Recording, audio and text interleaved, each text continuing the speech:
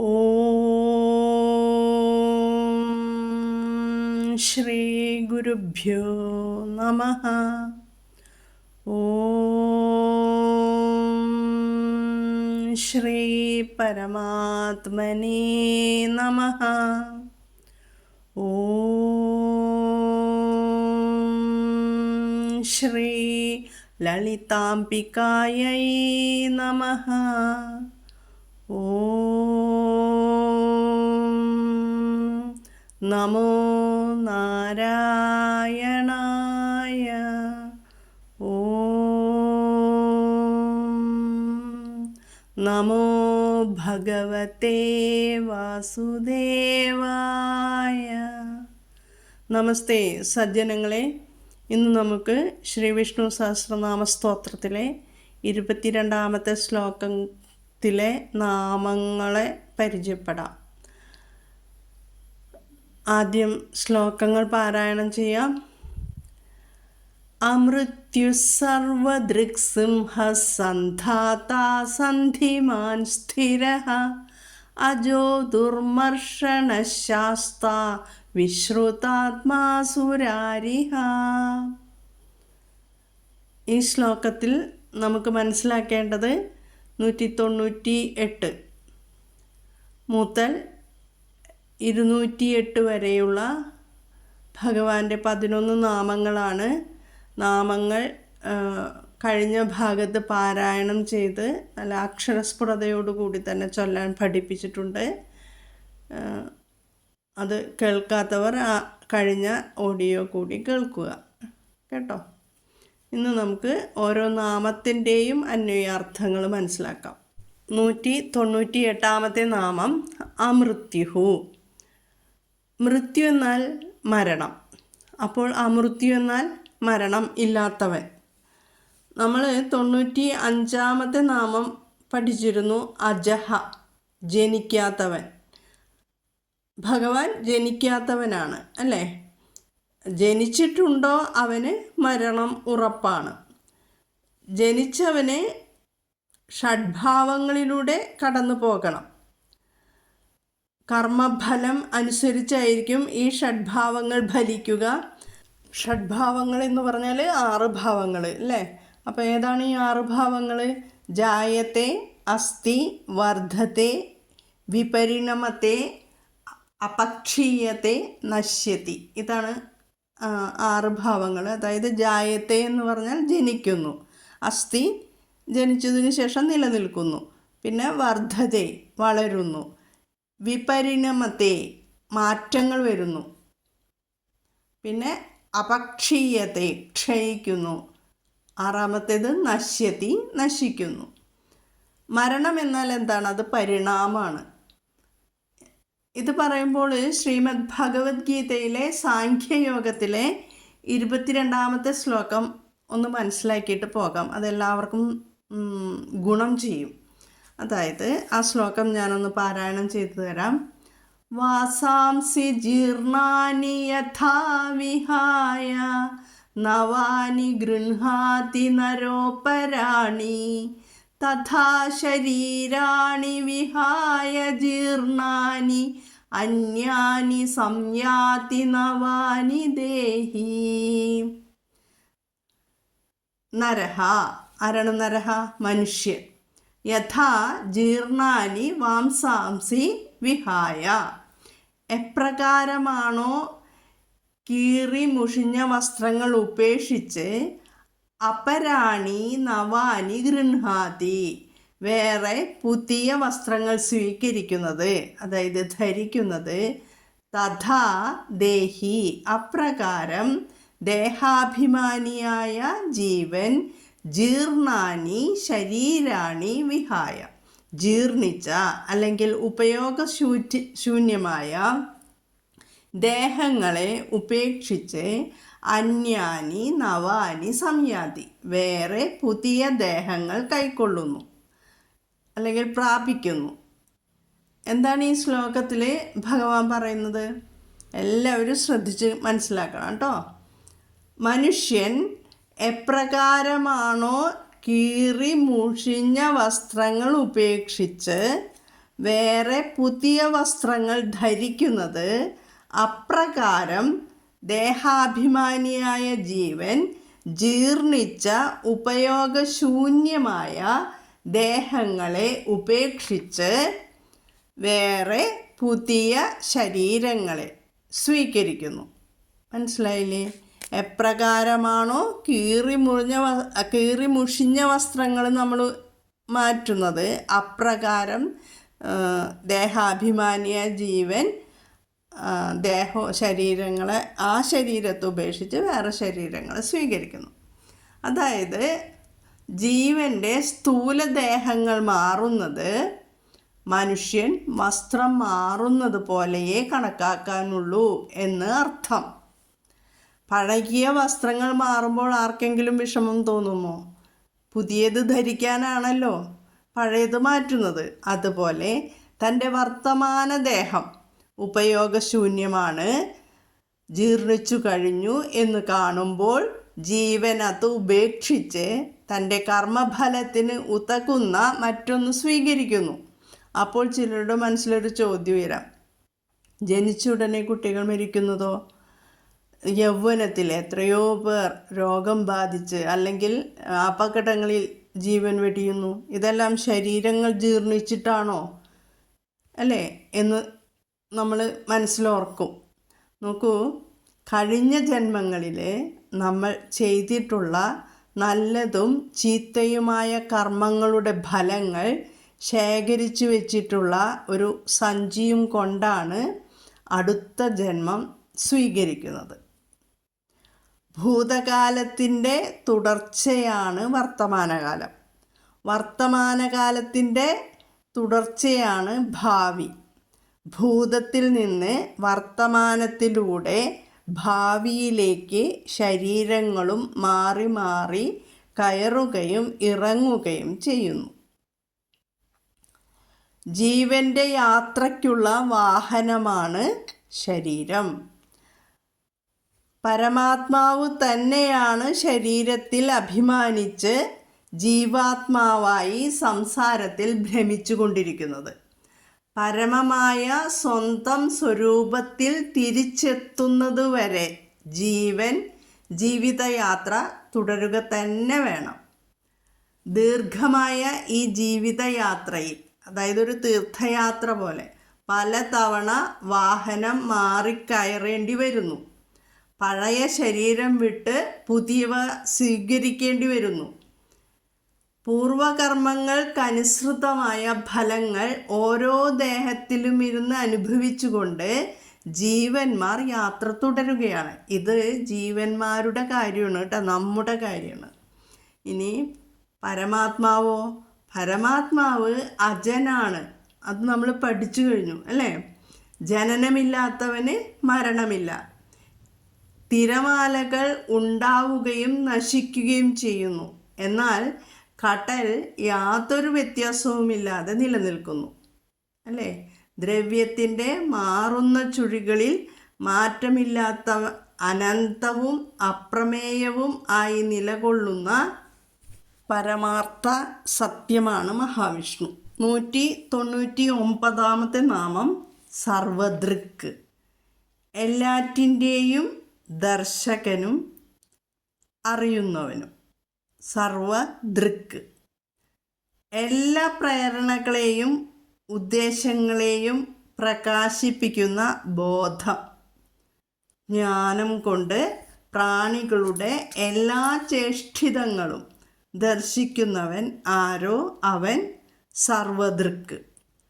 പ്രപഞ്ചത്തിൽ മുഴുവൻ വ്യാപിച്ചിരിക്കുന്ന ഭഗവാന് എന്ത് സംഭവിച്ചാലും കാണുവാൻ സാധിക്കും. ഈ പ്രപഞ്ചത്തിൽ എന്ത് സംഭവിച്ചാലും കാണുവാൻ സാധിക്കും.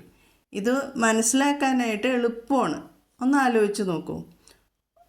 ഒരു ഉദാഹരണം പറയാം. ഒരു ചെറിയ കുട്ടി വീട്ടിൽ അച്ഛൻ വലിച്ചെറിയുന്ന ഒരു സിഗരറ്റിൻ്റെ കുറ്റി എടുത്തും കൊണ്ട്, അതെന്താ ഏതാണെന്നൊന്നും ആ കുട്ടിക്ക് അറിയില്ല, എങ്കിലും ആരും കാണാതെ കുളിമുറിയിൽ പോയിട്ട് വാതിലൊക്കെ അടച്ച് കുറ്റിയിട്ടിട്ട് വലിക്കുന്നു. എന്നിട്ട് വായെല്ലാം കഴുകി പുറത്ത് വരുന്നു. ആരും കണ്ടിട്ടില്ലെന്നാണ് അവൻ വിചാരിക്കുക. പക്ഷേ അവിടെ പ്രപഞ്ചശക്തികളില്ലേ, സൂര്യൻ, വായു, ഇനി സ്വന്തം ശരീരത്തിലെ സാക്ഷിഭൂതമായിരിക്കുന്ന പരമാത്മാവ്, ഇവരെല്ലാം കാണുന്നില്ലേ? എന്ത് നമ്മൾ തെറ്റ് ചെയ്താലും ഇതിനെല്ലാം പഞ്ചഭൂതങ്ങൾ, പ്രകൃതി എല്ലാം സാക്ഷിയാണ്. സൂര്യചന്ദ്രന്മാർ. ചില വ്യക്തികൾ ഗൂഢമായിട്ട് പല അധാർമിക പ്രവൃത്തികളും ധൈര്യത്തോടെ ചെയ്യും, ആരും കാണുന്നില്ലെന്ന് വിചാരിച്ചിട്ട്. അവരുടെ പ്രവൃത്തികൾ ആരും കാണുന്നില്ലേ? ആ പ്രവൃത്തികൾ സർവേശ്വരൻ്റെ കണ്ണിൽ പെട്ടിട്ടുണ്ട്. അല്ലെങ്കിൽ പ്രകൃതിയിലെ പ്രപഞ്ചശക്തികളുടെ, പകലാണെങ്കിൽ സൂര്യൻ, രാത്രിയാണെങ്കിൽ ചന്ദ്രൻ, അങ്ങനെ എല്ലാം കാണുന്നുണ്ട്, മനസ്സിലാക്കുന്നുണ്ട്. അതിൻ്റെ പരിണിത ഫലം, കർമ്മഫലം ലഭിക്കുക തന്നെ ചെയ്യും. അതുകൊണ്ട് ആരും തെറ്റുകളൊന്നും ചെയ്യാതെ മുന്നോട്ട് പോകൂ കേട്ടോ. ഈശ്വരനാമം ഉച്ചരിച്ച് നന്മകൾ ചെയ്യുക എല്ലാവർക്കും. അതുമാത്രം മതി നമ്മുടെ അടുത്ത ജന്മം നല്ല ജന്മമാകാൻ. അടുത്ത നാമം, അതായത് 200-ാമത്തെ നാമം സിംഹ. സിംഹമാരാണ്? മൃഗങ്ങളുടെ രാജാവാണ് അല്ലേ? ശ്രീമദ് ഭഗവത്ഗീതയിലെ വിഭൂതി യോഗത്തിലെ 30-ാമത്തെ ശ്ലോകം ഒന്ന് ശ്രദ്ധിച്ചാൽ മനസ്സിലാവും. ഭഗവാൻ പറയുന്നുണ്ട്, മൃഗാണാം ച മൃഗേന്ദ്രോഹം വൈനതേയശ്ച പക്ഷിണാം. 2 പാദം മാത്രമേ ഞാൻ ചൊല്ലുന്നുള്ളൂ. മൃഗാണാം ച മൃഗേന്ദ്രോഹം, മൃഗങ്ങളിൽ രാജാവായ സിംഹം. പിന്നെയോ സിംഹവും വൈനതേയശ്ച പക്ഷിണം, പക്ഷികളിൽ വൈനതേയ ച. വൈനതയനാരാണ്? വിനതയുടെ പുത്രൻ ഗരുഡൻ. കശ്യപ മഹർഷിക്ക് വിനതയിൽ ജനിച്ച പുത്രനാണ് ഗരുഡൻ. അപ്പോൾ മൃഗങ്ങളിൽ സിംഹവും പക്ഷികളിൽ ഗരുഡനുമാണെന്ന് ഭഗവാൻ പറയുന്നു. ഇനി സിംഹത്തിൻ്റെ സ്വഭാവം എന്താണ്? ഹിനസ്തീതി സിംഹ, ഹിംസിക്കുന്നവനാണ് സിംഹം. യാസ്കാചാര്യൻ്റെ അഭിപ്രായത്തിൽ ഹിംസ ശബ്ദത്തിലെ വർണ്ണങ്ങൾ വിപരീതമാക്കിയാൽ സിംഹം എന്ന വാക്ക് ലഭിക്കുന്നു എന്നാണ്. സിംഹോ ഹിംസത്തെ സ്യാത് വിപരീതസ്യ, അതായത് ഹായുടെ സ്ഥാനത്ത് സാവിക്കുക. അപ്പം സിംഹം, ഹിംസ എന്നുള്ളത് സിംഹമാകുന്നു. ഹിംസയിലെ അക്ഷരങ്ങളുടെ പരസ്പര പരിവർത്തനത്താൽ രൂപപ്പെട്ട വാക്കെന്നും പറയാം. ഭഗവാൻ ഹിംസിക്കുന്നവനാണോ? നശിപ്പിക്കുന്നവനാണോ? പ്രകൃതിയിലെ എല്ലാ നാശത്തിനും മാറ്റത്തിനും പിന്നിലെ നിയമം ശക്തനായ കർത്താവാണ്.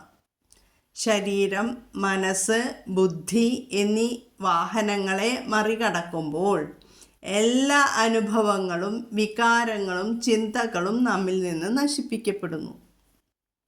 ആ സമയത്ത് അവശേഷിക്കുന്ന അനുഭവമാണ് പരമമായത്.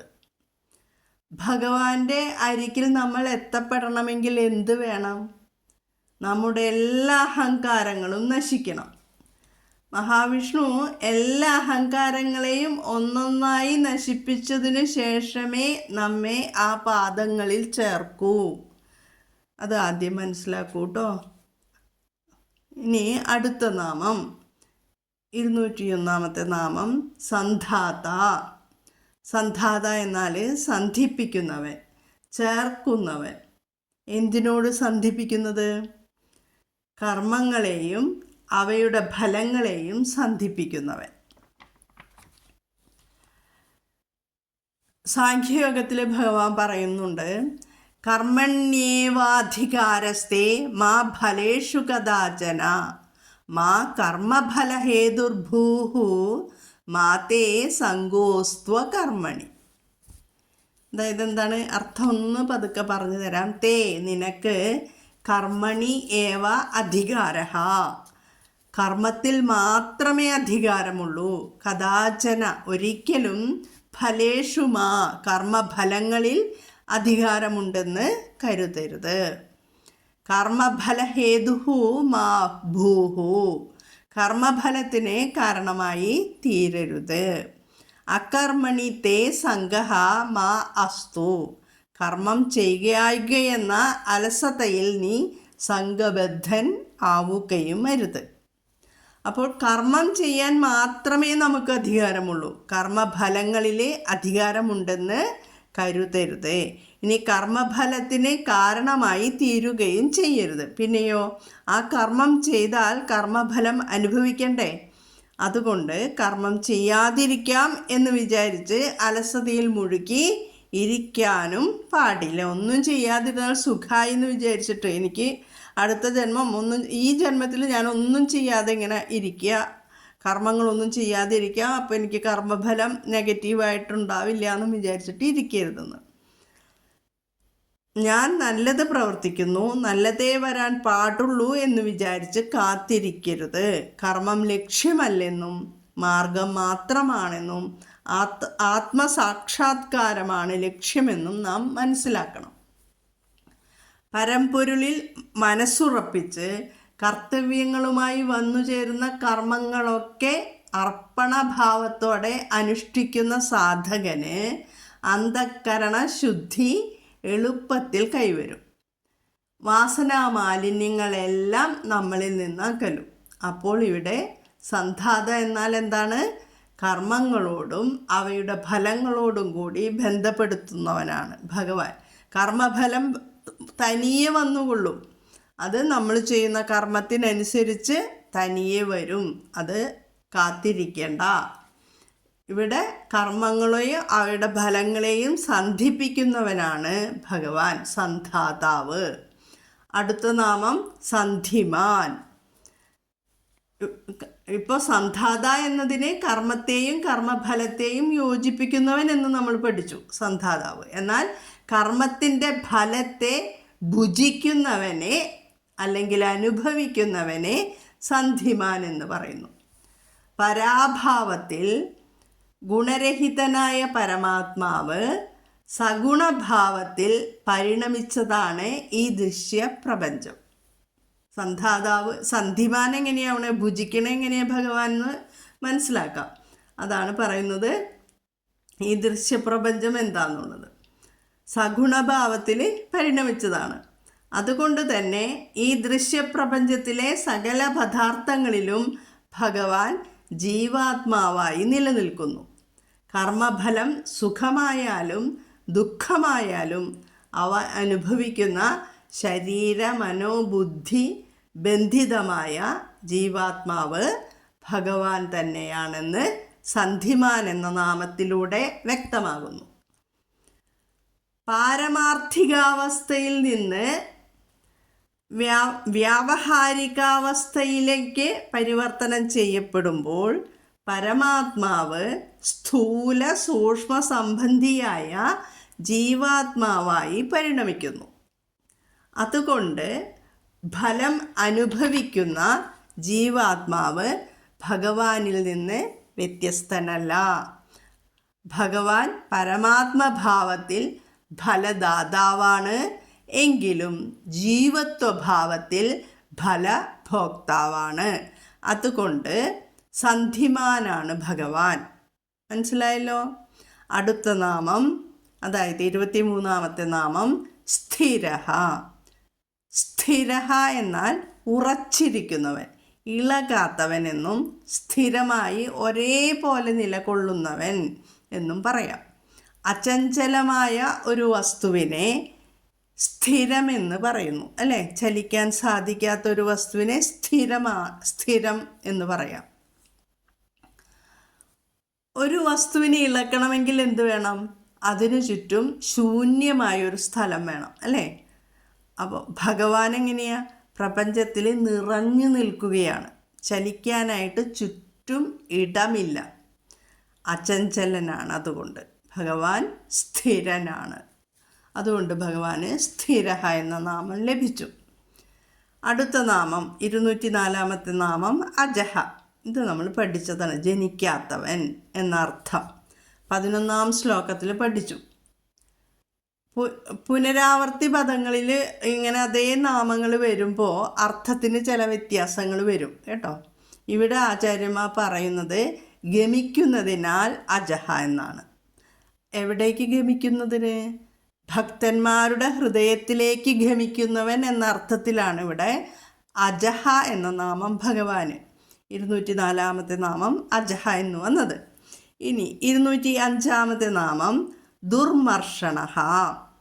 മർഷണം എന്നാൽ സഹനശക്തി, ക്ഷമ എന്നെല്ലാം പറയാം. ദുർമർഷണഃ എന്നാലോ, അപ്പോൾ ഇതിന് ഓപ്പോസിറ്റ്, സഹിക്കപ്പെടുവാൻ കഴിയാത്തവൻ, ആരാലും എതിർക്കുവാനോ തോൽപ്പിക്കുവാനോ കഴിയാത്തവൻ. ഏത് ജീവൻ്റെയും അവസാന ലക്ഷ്യം വിഷ്ണുപദപ്രാപ്തി മാത്രമാണ്.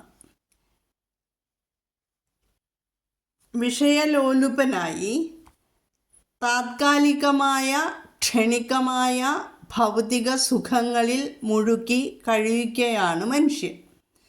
തൻ്റെ മൃഗീയാവസ്ഥയിൽ ദേഹേന്ദ്രിയ സുഖങ്ങളാൽ വശീകരിക്കപ്പെട്ടവനായി ആധ്യാത്മിക ജീവിത മൂല്യങ്ങളെ പാടെ അവൻ തിരസ്കരിക്കുക മാത്രമല്ല, അതിൽ നിന്നുണ്ടാകുന്ന ശാന്തിയെപ്പറ്റിയോ അത്യാനന്ദാവസ്ഥയെപ്പറ്റിയോ അവൻ തീരെ ബോധവാനും അല്ല. എങ്കിലും അവൻ അവസാനം ജീവിതത്തിലെ പരമലക്ഷ്യമായ നിത്യശാന്തിയുടെയും ശാശ്വത സുഖത്തിൻ്റെയും ആസ്പദമായ വിഷ്ണുപദത്തെ തന്നെ പ്രാപിക്കുവാൻ നിർബന്ധിതനാകുന്നു. ഈ വിഷ്ണുപദ പ്രാപ്തിയാണ് ജീവിതത്തിലെ പരിപൂർണമായ വിജയം. അതിൽ നിന്നും ഭിന്നമായോ അതിലും ശ്രേഷ്ഠമായോ ഒരു പ്രാപ്യസ്ഥാനമോ ജീവിത വിജയമോ വേറെ ഇല്ല. അടുത്ത നാമം, അതായത് 206 നാമം ശാസ്ത. ശ്രുതി സ്മൃത്യാദികളെ കൊണ്ട് സർവരെയും അനുശാസിക്കുന്നതിനാൽ ശാസ്ത എന്ന നാമം ഭഗവാന് ലഭിച്ചു. ശാസതി ഇതി ശാസ്ത, പ്രപഞ്ചത്തെ ഭരിക്കുന്നവൻ, ശാസിക്കുന്നവൻ എന്നെല്ലാം അർത്ഥം. ഭഗവാൻ സമസ്ത പ്രകൃതി നിയമങ്ങളുടെയും കാര്യനിർവാഹകനാണെന്ന് മാത്രമല്ല, അവൻ ശാസ്ത്രത്തിലൂടെ ദൃഢമായ കൈകളാൽ നമ്മെ ഉപദേശിക്കുകയും നേർവഴിക്ക് നയിക്കുകയും സംസ്കാര സൗന്ദര്യത്തിൻ്റെ പുരോഗതിയിലേക്ക് നയിക്കുകയും നമ്മെ അവിടേക്ക് എത്തിക്കുകയും ചെയ്യും. ഒടുവിൽ എല്ലാ പരിണാമങ്ങളുടെയും മഹത്തായ ലക്ഷ്യമായ വിഷ്ണുപദത്തിൽ എത്തിക്കുകയും ചെയ്യും. ശാസ്ത എന്നാൽ ഭരിക്കുന്നവൻ അല്ലെങ്കിൽ ശാസിക്കുന്നവൻ. 207 നാമം വിശ്രുതാത്മാ. വിശേഷേണ ശ്രുതമായ സത്യജ്ഞാനാദിലക്ഷണമായ ആത്മാവുള്ളതിനാൽ വിശ്രുതാത്മാ. ഒന്നും കൂടി പറഞ്ഞുതരാം. വിശേഷേണ ശ്രുതമായ സത്യജ്ഞാനാദിലക്ഷണമായ ആത്മാവുള്ളതിനാൽ വിശ്രുതാത്മാ. എല്ലാ വേദങ്ങളിലും പ്രസിദ്ധമായ ആത്മ എന്ന പദം വിഷ്ണുവാണ്.